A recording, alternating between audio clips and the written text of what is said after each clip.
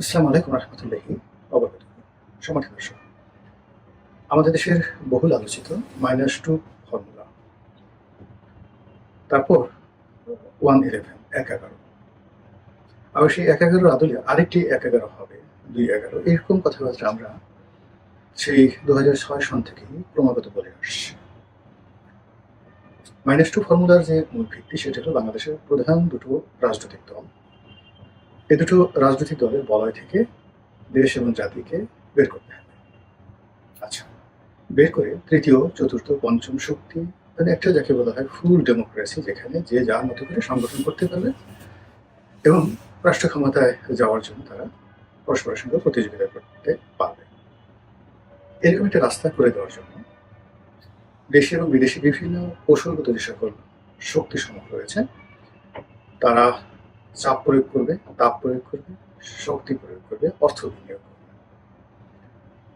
এবং ওই যে -2, এটাকে যদি মোটা দিকে বলা হতো তাহলে বিএনপি থেকে বেগম খালেদা জিয়াকে মাইনাস করতে হবে, জিয়া পরিবারকে মাইনাস করতে হবে, এবং জিয়া পরিবারের বাইরে যে সকল নেতৃত্ব রয়েছে তাদেরকে সুযোগ করে দিতে হবে এই দলটির সভাপতি এবং সেক্রেটারি হওয়ার জন্য বা অন্যান্য বড় বড় পদ পদবি যাওয়ার জন্য। আর অন্যদিকে শেখ হাসিনা, শেখ পরিবার এবং তার আত্মীয় স্বজনরা আছে তাদেরকেও আওয়ামী লীগ থেকে বিতাড়িত করতে হবে এবং আওয়ামী লীগ একটা সর্বজনীন দল হিসাবে দলের ভিতরে যারা ত্যাগী, যোগ্য, তারা তাদের আপন যোগ্যতা বলে প্রতিযোগিতার মাধ্যমে এই দলে শীর্ষ পর্যায়ে চলে আসবে। তো এই যে আপাত দৃষ্টিতে চমৎকার সুন্দর, শুনতে ভালো, এরকম একটি মিক্সচার, পলিটিক্যাল মিক্সচার, এটি 1-11 নামক যে ব্যর্থ সামরিক কু বা অভ্যুত্থান হয়েছিল 2006 সনে, তার প্রেক্ষিতে প্রায় টানা 1 বছর ধরে বিএনপির মধ্যে এবং আওয়ামী লীগের মধ্যে সংস্কারবাদী একটা গ্রুপ দাঁড় করে আনা হয়। এর বাইরে অনেকগুলো কিংস পার্টি তৈরি করা হয় ফেরদৌস আহমেদ কুরেশির নেতৃত্বে, এবং 1 বছর পর সবাই বুঝতে পারেন যে এটা সম্ভব নয়।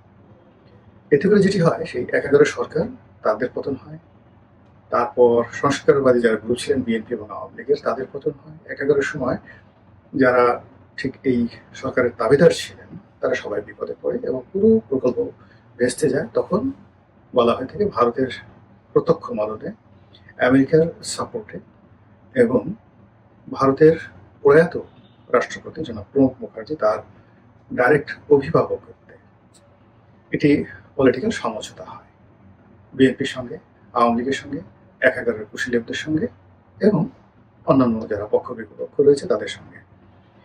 এরপরই এটি নির্বাচন হয়। সেই নির্বাচন 2008 সনের 29শে ডিসেম্বর নির্বাচনে শেখ হাসিনা ক্ষমতায় আসে।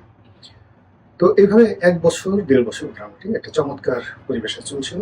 বিএনপি আপত্তি করেনি, মৃদুভাবে বলার চেষ্টা করছিল যে এখানে সূক্ষ্ম কারচুপি হয়েছে বা ইত্যাদি ইত্যাদি নানা রকম কথাবার্তা। কিন্তু পরবর্তীতে আবার পরিস্থিতি উল্টে যায়। আওয়ামী লীগ বিশেষ করে যুদ্ধাপরাধের বিচার, তারপর জামাতের বিরুদ্ধে তাদের যে শক্ত অবস্থান সেইগুলো, এরপর নিজ দলের মধ্যে যে সংস্কারবাদী গ্রুপ তাদেরকে পিছনে ঠেলে দেওয়া, এই কর্মগুলো করে তার যে বলয়টা সেই বলয়টিতে সে যথেষ্ট দুর্বল হয়ে পড়ে।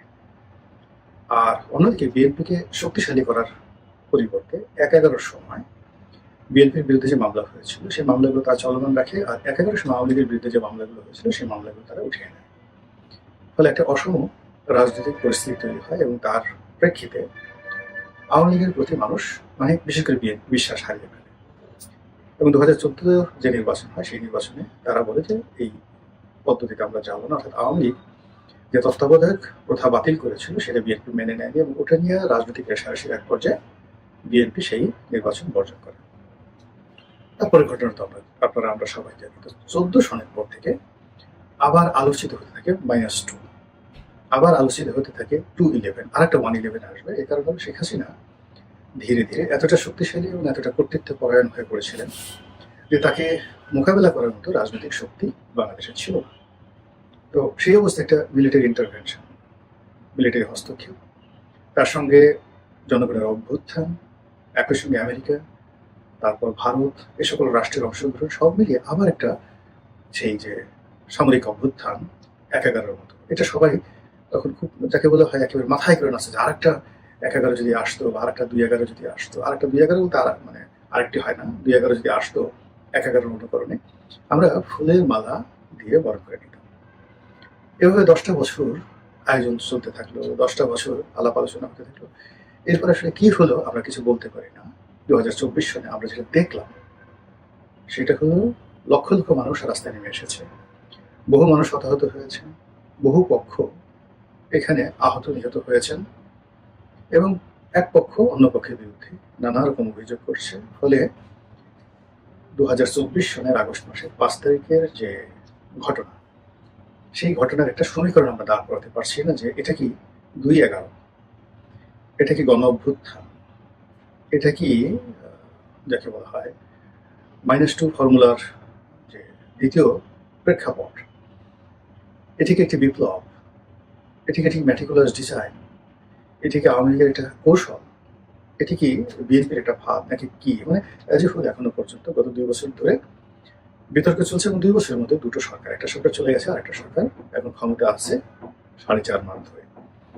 কিন্তু ক্ষমতা আসার পরও সরকারের মধ্যে যে স্বস্তি থাকবে, সুদূর প্রসারের পরিকল্পনা থাকবে, সরকার সুস্থ এবং শান্তিপূর্ণভাবে কাজ করবে, এরকম কোনো লক্ষণ দেখা যাচ্ছে না। সংসদে যে সকল বিরোধী দল আছেন, সরকারি বিরোধী দল মানে রাষ্ট্রীয় বিরোধী দল এনসিপি এবং জামাত, রাজপথে যে সকল বিরোধী দল আছে অর্থাৎ সংসদে যারা আছে তাদের বাইরেও অনেকগুলো ছোট ছোট রাজনৈতিক দল আছে, তার মধ্যে সিপিবি, বাসদ, এরকম আরো অনেক দল আছে। তারা কেউ সরকারকে আসলে স্বস্তিতে থাকতে দিচ্ছেন না।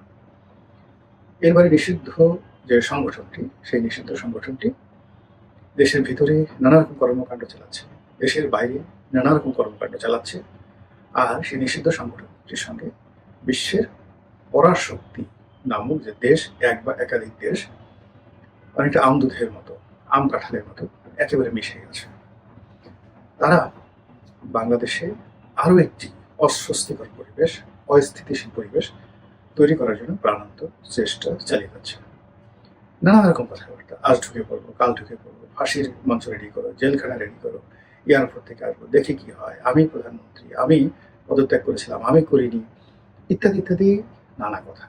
নানা কথা মানে যখন যে কথাটা বললে নিষিদ্ধ সংগঠনটির জন্য সুবিধা হয়, যখন যে কথাটি বললে সমাজে বিতর্ক তৈরি হয় এবং বিসংবাদ তৈরি হয় এবং একই সঙ্গে কনফিউশন, সন্দেহ এবং অবিশ্বাস তৈরি হয়, এই ধরনের কথা, কাজ, কর্ম, কৌশল এমনভাবে মার্কেটিং করা হচ্ছে, ব্র্যান্ডিং করা হচ্ছে দেশে এবং বিদেশে, যার ফলে সরকারের মানে এখন তারেক রহমান সাহেব না হয় যদি এখানে যদি জন এফ কেনেডি সরকার থাকতেন, তিনিও সুস্থ থাকতে পারতেন না, স্বস্তিতে থাকতে পারতেন না। ফলে কি হলো, সরকারের কোনো কাজকর্মে গতি আসছে না। এই অবস্থায় আবার অনেকে সেই আশঙ্কা করছে যে তাহলে কি -2 ফর্মুলা একেবারে কনফার্ম হয়ে গেল? -1 তো কনফার্ম হয়ে গেছে একটি দল নিষিদ্ধ হওয়ার মাধ্যমে এবং সেই দলের নেতাকর্মীদের একটা বিরাট অংশ জেলে গেছে, আর একটি অংশ দেশের বাইরে পালিয়ে আছে, যাদের বিরুদ্ধে মামলা, মোকদ্দমা, হামলা থেকে শুরু করে আরো বহু মানে তাদের মাথার উপর বোঝা হয়ে আছে, যারা বিদেশে পালিয়ে গেছে। তাদের সঞ্চিত অর্থ বাজেয়াপ্ত হয়েছে, তাদের সঞ্চিত অর্থ অনেকে মেরে দিয়েছে, তাদের অনেকে বয়স্ক হওয়ার কারণে বুড়ো হয়ে গেছে, তাদের সেই তেজ এখন আর নেই। আগামী ১-২ বছর পরে তারা আরো বার্ধক্যজনিত যে রোগগুলো হচ্ছে সেই রোগ এবং শোক দ্বারা আক্রান্ত হবে। তো কাজেই এটা -1, এটা তো একেবারে 100% কনফার্ম হয়ে গেছে। এখন সেই বিভিন্ন শক্তি যদি একত্র হয়ে রেজিম চেঞ্জ করার জন্য আন্দোলন করে এবং সরকার যদি কোনো কারণে সেটা পরিস্থিতি মোকাবেলা করতে ব্যর্থ হয়, তাহলে আওয়ামী লীগের মতো বিএনপির অবস্থাও ওইরকম মাইনাস হয়ে যাবে। অর্থাৎ এখন বিএনপির পতন মানে যে কোনোভাবে পতন মানে বিএনপির অস্তিত্ব শেষ হয়ে যাবে এবং আওয়ামী লীগ বিএনপি দুটো দল আবার ফিরে আসবে, এটি কল্পনায় এবং কাব্যে কিংবা সাহিত্যে স্থান পাবে। বাস্তবতা এটা খুবই দুরূহ একটা বিষয়। তাহলে যখন দুটো প্রবল শক্তি রাজনীতির প্রতিদ্বন্দ্বী, একটির 100% দাফন কাফন হয়ে গেছে, আরেকটির দাফন কাফন করার জন্য সকল পক্ষ মানে এখানে যার দাফন কাফন হয়ে গেছে সে কবর থেকে বলছে যে আমি তো মরছি, ওকে নিয়ে আসো, একসাথে আমরা কবরের মধ্যে গলাগলি করে থাকবো, এরকম একটা ঘটনা ঘটছে।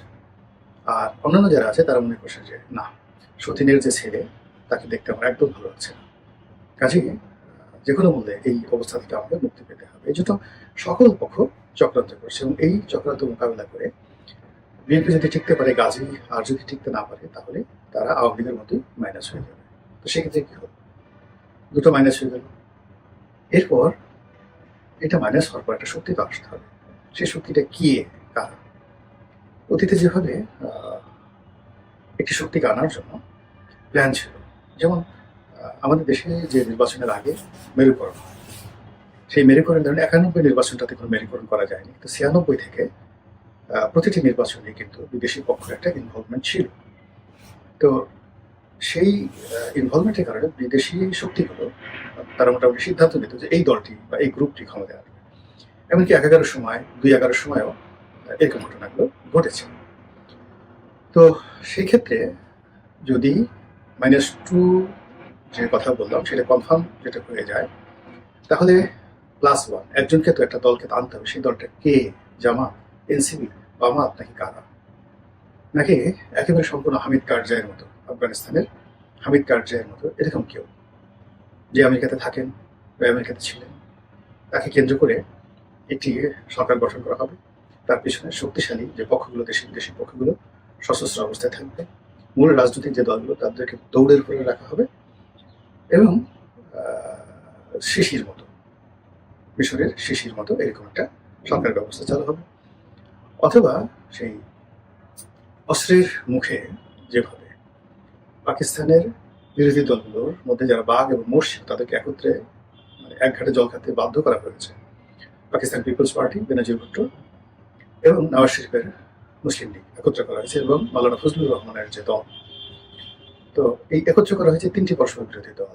আর জেনারেল আসিফ মনির, ওসিম মনির সেটা পর্দার আড়াল থেকে চালাচ্ছে। এরকম ঘটনা যে বাংলাদেশে ঘটবে না সেটা কিন্তু বলা যাচ্ছে না। আর এরকম ঘটনা যদি ঘটে যায় তাহলে 4th স্টেজে যেটা হয় সেটা হলো তৃতীয় 1-11। এখন দ্বিতীয় 1-11 নিয়ে তেমন কিছু বললাম না, এটা আপনারা বুঝতে পারেন। কেন বললাম না বলা ঠিকও হবে না, কিন্তু আপনারা বুঝতে পারেন যে 1-11 যেভাবে ঘটে গেছে 2-11 ঠিক সেই একইভাবে ঘটে গেছে। তো এর কারণ হলো 2024 সালের নভেম্বর মাসের 1 তারিখ তো চলে গেছে, এতে তো কোনো সন্দেহ নেই, এবং সেই নভেম্বর মাসের 1 তারিখে তো অনেক কিছু ঘটে গেছে। অথবা 2023 সনের নভেম্বর মাসের 1 তারিখে তো অনেক কিছু ঘটে গেছে, বা 2025 সনের নভেম্বর মাসের অনেক কিছু ঘটে গেছে। তো 1-11 মানে আমরা 1-11 বলতে যেটা বোঝাই সেটা 2-11 মানে সেকেন্ড ভার্সন। তো সেক্ষেত্রে যদি আবার নতুন কোনো হয় তাহলে সেটির উপাধি কি হবে? 3-11। এখন এই 3-11 নিয়ে চিন্তা করতে থাকুন, দেখতে থাকুন, আমরাও দেখতে থাকি। মহান আল্লাহ আমাদের সবাইকে হেদায়েত দান করুন এবং হেফাজত করুন। আসসালামু আলাইকুম ওয়া রাহমাতুল্লাহি ওয়া বারাকাতুহু।